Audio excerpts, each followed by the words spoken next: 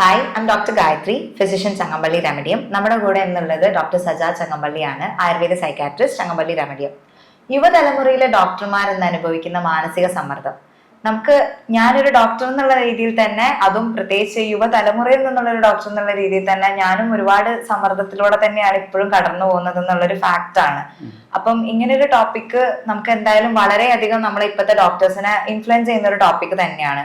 So എന്താണ് ഡോക്ടറിന് നമുക്ക് ഒരു ഇൻട്രോ എന്നുള്ള രീതിയിൽ തന്നെ ഇതിനെ പറയാൻ പറ്റുന്നത് തുടക്കത്തിൽ? അതായത് ഡോക്ടർമാരെ എടുക്കുകയാണെങ്കിൽ നമ്മൾ സമൂഹത്തിൽ ഒരു ഉയർന്ന സ്ഥാനം എന്ന് തന്നെ പറയാവുന്ന ഒരു വിഭാഗം ആളുകളാണ്. അതായത് വളരെയധികം കഷ്ടപ്പെട്ട് കുറെ സമയം വിദ്യാഭ്യാസത്തിനായിട്ട് മാറ്റി വെച്ചിട്ടുള്ള ആളുകളാണ്. അതായത് ഇപ്പോൾ ഒരു നോർമൽ നമ്മൾ പറയുകയാണെങ്കിൽ ഒരു +2 കഴിഞ്ഞതിന് ശേഷം തന്നെ ഏകദേശം 10 വർഷം ചുരുങ്ങിയത് ഒരു ഡോക്ടർ എന്ന രീതിയിൽ പഠിക്കേണ്ടി വരികയാണ്. പിന്നെ അവരുടെ സാഹചര്യത്തിനോ അല്ലെങ്കിൽ താല്പര്യത്തിനോ അനുസരിച്ച് മറ്റു ഉയർന്ന കോഴ്സുകൾ വീണ്ടും അവർ പഠിച്ചുകൊണ്ടിരിക്കുകയാണ്. അപ്പോൾ സമൂഹം എപ്പോഴും നോക്കിക്കാണുന്ന ഒരു വശമുണ്ട്, ഒരു ഡോക്ടർ എത്രത്തോളം ഡിഗ്രികൾ ഉണ്ട് ഒരു ഡോക്ടർക്ക്. അതായത് ഇപ്പൊ നമ്മൾ പറയുകയാണെങ്കിൽ അവരുടെ ഒരു ബേസിക് ഡിഗ്രി ഉണ്ടാവും, പിന്നെ ഒരു PG ഉണ്ടാവും, പിന്നീട് എത്രത്തോളം സൂപ്പർ സ്പെഷ്യാലിറ്റികൾ ഉണ്ട്. ഇതിനൊക്കെ അനുസരിച്ചാണ് പലപ്പോഴും ഒരു ഡോക്ടർ എന്നുള്ള ഒരു വ്യക്തി ആളുകളെ അഭിമുഖീകരിക്കേണ്ടി വരുന്നത്. അപ്പം ഈ ഒരു സാഹചര്യത്തിൽ പലപ്പോഴും ഇതൊരു സങ്കീർണമായ കാലഘട്ടമാണ് ശരിക്കും. കാരണം ഒരു 25 വയസ്സിന് ശേഷമാണ് പലപ്പോഴും ഉപരിപഠനത്തിലേക്ക് ആളുകൾ എത്തുന്നത്. ഇതിലിടയ്ക്ക് അവർ വിവാഹം ഉണ്ടാവും, അല്ലെങ്കിൽ മറ്റ് കുടുംബപരമായിട്ടുള്ള സമ്മർദ്ദം ഉണ്ടാവും, സാമ്പത്തികമായിട്ടുള്ള പ്രയാസങ്ങൾ ഉണ്ടാവും. എല്ലാവരും ഒരു അത്രയ്ക്കും അധികം സാമ്പത്തിക ഭദ്രത നേടിയതിനു ശേഷം മാത്രം വരുന്ന ഒരു ഉപരിപഠന കാലഘട്ടം ആയിക്കൊള്ളുന്നില്ല. പക്ഷെ മറ്റിപ്പോ കൂടെ പഠിച്ചിട്ടുള്ള ആളുകൾ, അല്ലെങ്കിൽ കൂടെ ഉണ്ടായിരുന്ന ആളുകൾ, അല്ലെങ്കിൽ കൂട്ടുകാർ, ഇവരൊക്കെ സാമ്പത്തികമായിട്ട് പെട്ടെന്ന് തന്നെ ഒരു ഭദ്രത ഏറ്റെടുക്കുന്ന ഒരു കാര്യം അവർക്ക് തിരിച്ചറിയാനാവും. അപ്പൊ ആ സമയത്ത് പലപ്പോഴും ഡോക്ടർമാരിൽ അതൊരു ഡിസ്ട്രെസ്സിന് ആദ്യം കാരണമാവും, ഒരു സങ്കടം ഉണ്ടാക്കുക, അല്ലെങ്കിൽ ഒരു ബുദ്ധിമുട്ടുകൾ ഉണ്ടാവുക. പിന്നെ കുടുംബത്തിലുള്ള ആളുകൾ കൂടുതലായിട്ടുള്ള എക്സ്പെക്ടേഷൻ, നീ ഒരു ഡോക്ടറായിട്ട് എന്തുകൊണ്ട് വരുമാനം കിട്ടുന്നില്ല, ഇങ്ങനെയൊക്കെയുള്ള പല ചോദ്യങ്ങളും ഉണ്ടാവും. അപ്പം പല ആളുകളിലും കാണുന്ന വെച്ചാൽ ഒരു കുടുംബത്തിൽ പെട്ടെന്ന് ആദ്യത്തെ ഡോക്ടറൊക്കെ ആയിട്ട് കുട്ടികൾ മാറാറുണ്ട്. അപ്പൊ അവർക്ക് കിട്ടുന്ന ഒരു അംഗീകാരം അതെല്ലാം വളരെ വലുതാണ്. അപ്പൊ നമ്മളടുത്ത് ഡോക്ടർമാർ വന്ന് കാര്യങ്ങൾ സംസാരിക്കും. അപ്പൊ ഈവൻ ഞാൻ പോലും ഈ ഒരു കാലഘട്ടം കടന്നു വന്നിട്ടുള്ള ഒരാളാണ്. ഓക്കെ, അപ്പൊ അതിനകത്ത് നമ്മൾ ആളുകളെ പറഞ്ഞ് മനസ്സിലാക്കാൻ എടുക്കുന്ന ബുദ്ധിമുട്ടുകൾ, അത് മറ്റുള്ളവർക്ക് കൃത്യമായിട്ട് മനസ്സിലാവാത്ത ബുദ്ധിമുട്ടുകൾ.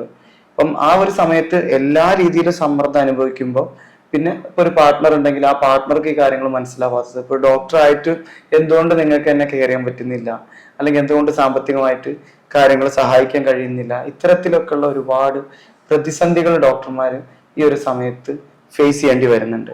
എപ്പോഴും ഏറ്റവും കൂടുതൽ ശ്രദ്ധിക്കേണ്ട ഒരു കാര്യം എന്ന് വെച്ചാൽ, ഒരു ഡോക്ടർ എന്നുള്ള തൊഴിൽ പലപ്പോഴും തിരഞ്ഞെടുക്കുമ്പോൾ ശ്രദ്ധിക്കേണ്ട ഒരു കാര്യം എന്ന് പറയുമ്പോൾ, മാനസികമായിട്ട് വളരെയധികം പ്രിപ്പറേഷൻ, നല്ല തയ്യാറെടുപ്പുകൾ നിർബന്ധമായിട്ടുള്ള ഒരു മേഖലയാണ്.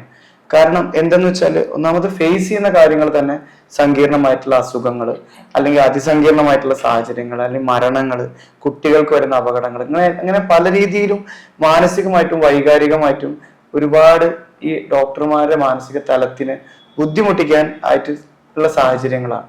അപ്പൊ ഇതിന് അത്ര അധികം തയ്യാറെടുപ്പുകളുള്ള ആളുകൾ അല്ലെങ്കിൽ പലപ്പോഴും ഡോക്ടർമാര് സ്വന്തമായിട്ട് മാനസികമായിട്ട് ഒരുപാട് സമ്മർദ്ദം അനുഭവിക്കേണ്ടതായിട്ട് വരുന്നുണ്ട്. അപ്പൊ പഠന കാലഘട്ടത്തിൽ തന്നെ പലപ്പോഴും എല്ലാവർക്കും ഈ വേണ്ട രീതിയിലുള്ള തയ്യാറെടുപ്പുകൾ ഉണ്ടായിട്ടുണ്ടാവില്ല.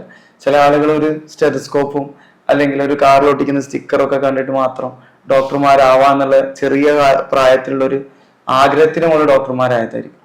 പിന്നെയാണ് നമ്മൾ പച്ചയായ യാഥാർത്ഥ്യത്തിലേക്ക് വരുന്നത്. ഒരു ഡോക്ടർ എന്ന് പറയുമ്പോൾ പേഷ്യൻസ് എന്നുള്ള, അല്ലെങ്കിൽ നാട്ടുകാരിൽ നിന്നുള്ള പല രീതിയിലുള്ള നമ്മൾ സ്റ്റിമുലസുകളായിട്ട് അത് സ്വീകരിക്കേണ്ടി വരുന്നതായിട്ട് വരാം. അപ്പൊ ഇതെല്ലാം ഡോക്ടർമാരുടെ സ്ട്രെസ്സിനെ കൂട്ടുന്ന ഒരു കാര്യമാണ്. അപ്പൊ പലപ്പോഴും ഇതൊരു വ്യക്തി എന്നുള്ള നിലയിൽ ഇത് തിരിച്ചറിയാതെ ഡോക്ടർമാർ പോകുമ്പോൾ, ഇത് പലപ്പോഴും നമ്മൾ യുവ ഡോക്ടർമാരിൽ പല ആളുകൾക്കും മാനസികമായിട്ട് പ്രയാസങ്ങൾ ഉണ്ടെന്നായിട്ട് നമുക്കറിയാം. അല്ലെങ്കിൽ ആത്മഹത്യകളിലേക്ക് ഉണ്ടാകുന്ന സാഹചര്യങ്ങൾ, കുടുംബ പ്രശ്നങ്ങളിൽ, അല്ലെങ്കിൽ അങ്ങനെയൊക്കെയുള്ള രീതികളിൽ ഇത് ബുദ്ധിമുട്ടാവും. അപ്പൊ ജോലി സാഹചര്യങ്ങളിൽ ഒരുപാട് മാനസിക പ്രയാസമുണ്ട്. പിന്നെ അത് ജോലിയിൽ വലിയ അധികം വേർതിരിവുണ്ട്, അല്ലെങ്കിൽ ഡിസ്ക്രിമിനേഷൻ ഉണ്ട് എന്ന രീതിയിലല്ല പറയുന്നത്. പക്ഷെ ജോലിയുടെ സ്വഭാവം അത്തരത്തിലുള്ള സങ്കീർണമായിട്ടുള്ള സാഹചര്യങ്ങൾ ഏറ്റെടുക്കേണ്ടി വരുന്നത് എന്നുള്ളതാണ് ഒരു കാര്യം. പിന്നെ മറ്റൊന്ന് വെച്ചാൽ സാമ്പത്തികമായിട്ടുള്ള പ്രയാസങ്ങൾ, പിന്നെ അതുപോലെ തന്നെ സോഷ്യൽ ലിവിങ് അല്ലെങ്കിൽ ഒരു ലിവിങ് കോസ്റ്റ് എന്നുള്ള രീതിയിലേക്ക് ഡോക്ടർമാർ ഒരു ഉയർന്ന നിലവാരം പുലർത്തേണ്ടിയിരിക്കുന്നു എന്നുള്ള ഒരു സമൂഹത്തിന്റെ ധാരണയും ഇതിനെക്കുറിച്ച് ഡോക്ടർമാർക്ക് കൃത്യമായിട്ടുള്ള ഒരു ധാരണ ഇല്ലാതിരിക്കുന്നു. ഇപ്പൊ ഒരു പണത്തിനെ കുറിച്ച് അല്ലെങ്കിൽ സമ്പത്തിനെ കുറിച്ചുള്ള ഒരു മനഃശാസ്ത്രം എങ്ങനെയാണ്, അതിന്റെ സൈക്കോളജി എങ്ങനെയാണ്, ഇത്തരത്തിലുള്ള ഒരു അറിവിനെ കുറിച്ചും കൂടുതലായിട്ട് ധാരണ ഇല്ലാതെ വരുമ്പോഴൊക്കെ ഒരുപാട് സമ്മർദ്ദങ്ങൾ ഡോക്ടർമാരുടെ നിത്യജീവിതത്തിൽ വരാം. നമ്മളിപ്പോ പഠിച്ചിറങ്ങിയാൽ തന്നെ ആദ്യം ഫേസ് ചെയ്യുന്നത് എപ്പോഴും ജോബിന്റെ ഒരു റിലേറ്റഡ് സ്ട്രെസ് തന്നെയാണ്. ഇപ്പൊ ഒട്ടുമിക്ക കാര്യങ്ങളിലും നമുക്കിപ്പോ കാണാം, ഇപ്പൊ പഠിച്ചിറങ്ങിയ പലർക്കും ജോലി ഇല്ല, കുറെ പേര് PGക്ക് പോകുന്നുണ്ട്, കുറെ പേര് ജോബ് നോക്കിക്കഴിഞ്ഞാലും കിട്ടാത്തൊരവസ്ഥ വരുന്നുണ്ട്. അപ്പം അതും വളരെയധികം അവരെ സ്ട്രെസ്ഫുൾ ആക്കുന്ന ഒരു സിറ്റുവേഷൻ തന്നെയാണ്. അപ്പൊ അതിനെ കുറിച്ച് എന്താണ് സാറിന് പറയാനുള്ളത്? നമുക്ക് ഡോക്ടർമാരുടെ പ്രൊഫഷൻ എന്നല്ല, ഏത് പ്രൊഫഷനിലും അതിൻ്റെതായ ഒരു സമയം അതിന്റെ ഉയർച്ചയ്ക്ക് എടുക്കും എന്നുള്ള യാഥാർത്ഥ്യം നമ്മൾ ആദ്യം മനസ്സിലാക്കണം. പിന്നെ അതുപോലെ തന്നെ എപ്പോഴും കമ്പാരിസൺ ഒരു പ്രശ്നമാണ്, മറ്റുള്ളവരുമായി താരതമ്യം ചെയ്യുക. അപ്പോൾ നമ്മളിപ്പോ ഒരു 50 വയസ്സിൽ നിൽക്കുന്ന ഒരു 60 വയസ്സിൽ നിൽക്കുന്ന ഒരു ഡോക്ടറുമായിട്ട് ഒരു 30കളിലോ അല്ലെങ്കിൽ 35കളിലോ അല്ലെങ്കിൽ 25കളിലോ നിൽക്കുന്ന ഒരു യങ് ആയിട്ടുള്ള ഡോക്ടർ കമ്പയർ ചെയ്യുമ്പോൾ അവരുടെ വാഹനങ്ങളുമായിട്ട് കമ്പയർ ചെയ്യും, അല്ലെങ്കിൽ അവരുടെ സാലറിയുമായിട്ട് കമ്പയർ ചെയ്യും, അല്ലെങ്കിൽ വരുമാനമായിട്ട് കമ്പയർ ചെയ്യുമ്പോൾ അവരും ഡോക്ടറാണ് ഞാനും ഡോക്ടറാണ്, എനിക്ക് ആ ഒരു വരുമാനം കിട്ടുന്നില്ല എന്നുള്ളൊരു തോന്നല് പലപ്പോഴും ഇവരെന്ത് ചെയ്യണം, കൂടുതൽ ബുദ്ധിമുട്ടിലേക്ക് എത്തിക്കുകയാണ്. അപ്പൊ നമ്മൾ ഇവിടെ കൃത്യമായിട്ടൊരു ധാരണ വേണം, എൻ്റെ ജീവിതം ഞാൻ എങ്ങോട്ടാണ് കൊണ്ടുവന്നത്, ഒരു ഗോള് സെറ്റ് ചെയ്തിട്ട് വേണം നമ്മൾ ഇതിനനുസരിച്ച് വർക്ക് ചെയ്യാനായിട്ട്. അപ്പൊ ഒരു ഡോക്ടർ എങ്ങനെയാണ് അടുത്ത 5 വർഷത്തിനെ നോക്കിക്കാണുന്നത് അല്ലെങ്കിൽ അടുത്ത 10 വർഷത്തിനെ നോക്കിക്കാണുന്നത് എന്താണ് എന്നുള്ളതെല്ലാം നമ്മൾ നന്നായിട്ട് പഠിച്ചിരിക്കണം. ഇപ്പൊ നമുക്കറിയാം എല്ലാ മേഖലകളിലും ആർട്ടിഫിഷ്യൽ ഇന്റലിജൻസ് ആണ്, അല്ലെങ്കിൽ കൃത്രിമ ബുദ്ധി ഉപയോഗിച്ചിട്ടുള്ള ഉപകരണങ്ങളും അല്ലെങ്കിൽ സംവിധാനങ്ങളും. ഇപ്പൊ ഡയഗ്നോസിസിനാണെങ്കിൽ എല്ലാത്തിനാണെങ്കിൽ നമുക്ക് വളരെയധികം പണിയില്ല, പ്രയാസമില്ലാത്ത രീതിയിൽ നമ്മളെ സഹായിക്കാനായിട്ട് ഈ സംവിധാനങ്ങളുണ്ട്. അതേ സമയത്ത് ഉണ്ടാകുന്ന ഒരു ആശങ്കയാണ് ഈ ജോലി സാധ്യതകളെല്ലാം പോവല്ലേ എന്നുള്ളത്. പക്ഷെ ഒരിക്കലും അങ്ങനെ ചിന്തിക്കേണ്ട കാര്യമില്ല. എന്താണ് ഈ അറിവുകൾ ഉപയോഗപ്പെടുത്തിക്കൊണ്ട് എളുപ്പമായിട്ട് പുതിയ ജോലി എന്താണ് ചെയ്യേണ്ടത് എന്നതിനെ കുറിച്ച് ഡോക്ടർമാർ ധാരണ എത്തിക്കണം. പിന്നെ മറ്റൊരു കാര്യം എന്ന് വെച്ചാൽ പുതിയ തലമുറ ഡോക്ടർമാർ, ഇനി ഡോക്ടർമാരാവാൻ പോകുന്ന ആളുകളുടെ കാര്യങ്ങളും വളരെ പ്രധാനപ്പെട്ടതാണ്. അവർക്കും ഈ പറയുന്ന സ്കോപ്പ് എന്താണെന്നുള്ളതും വിഷൻ എന്താണെന്നുള്ളതും അല്ലെങ്കിൽ എന്താണ് അവരുടെ ഗോൾ എന്നുള്ളതിനെ കുറിച്ചും കൃത്യമായി ധാരണ ഇല്ലെങ്കിൽ ഇവര് ഒരു ഡിപ്രഷനിലേക്കോ അല്ലെങ്കിൽ ഇത്തരത്തിലുള്ള ഡിസ്ട്രെസ്സിലേക്കോ അല്ലെങ്കിൽ മറ്റുള്ള ആങ്സൈറ്റി അല്ലെങ്കിൽ അമിതമായിട്ടുള്ള ഉത്കണ്ഠ ഒക്കെ ഉണ്ടാവുന്നതിലേക്കും വലിയ കാരണമായിട്ട് പോവാൻ സാധ്യതയുണ്ട്. ഇത് എപ്പോഴും ഡോക്ടർമാർ മാത്രമല്ല, അവരുടെ കുടുംബാംഗങ്ങളോ അല്ലെങ്കിൽ അവരുടെ കൂടെയുള്ള ആളുകളോ ഇത് അറിഞ്ഞിരിക്കേണ്ടത്, അല്ലെങ്കിൽ അവരെ ഒരു സാഹചര്യത്തിന് അല്ലെങ്കിൽ അവസ്ഥയെ കുറിച്ച് മനസ്സിലാക്കേണ്ടത് ഏറ്റവും പ്രധാനപ്പെട്ട കാര്യമാണ്. അപ്പൊ അത്തരത്തില് മാനസിക പിരിമുറുക്കം അനുഭവിക്കുന്ന ഡോക്ടർമാരെ പോലും നമ്മൾ സഹായിക്കണം, അവരെ മനസ്സിലാക്കണം. സാർ ഇപ്പം ഓൾറെഡി നമുക്ക് മെൻഷൻ ചെയ്ത പോലെ തന്നെ സൊസൈറ്റി ഒരു സ്റ്റാൻഡേർഡ് സെറ്റ് ചെയ്തിട്ടുണ്ട്. അതായത് ഡോക്ടേഴ്സ് ഇങ്ങനെ ജീവിക്കണം, അത് അല്ലെങ്കിൽ അവര് ഒരു അഡാപ്റ്റ് ചെയ്യേണ്ട ഒരു ലൈഫ് സ്റ്റൈൽ എന്താണ്. അപ്പൊ നമ്മൾക്ക് ഒരു ന്യൂ ആയിട്ട് വരുന്ന ഒരു ഡോക്ടർക്ക് എപ്പോഴും ദ മെയിൻ റീസൺ ഇസ് പുറത്തേക്ക് ഇറങ്ങി വരുന്ന സമയത്ത് ഒരു ജോലി കിട്ടുന്ന സമയത്ത് ചിലപ്പോൾ ഒരു സാലറി സ്റ്റാൻഡേർഡ് എന്ന് പറയുന്ന ഒരു സംഭവമേ കിട്ടാൻ ചാൻസസ് ഉണ്ടാവില്ല.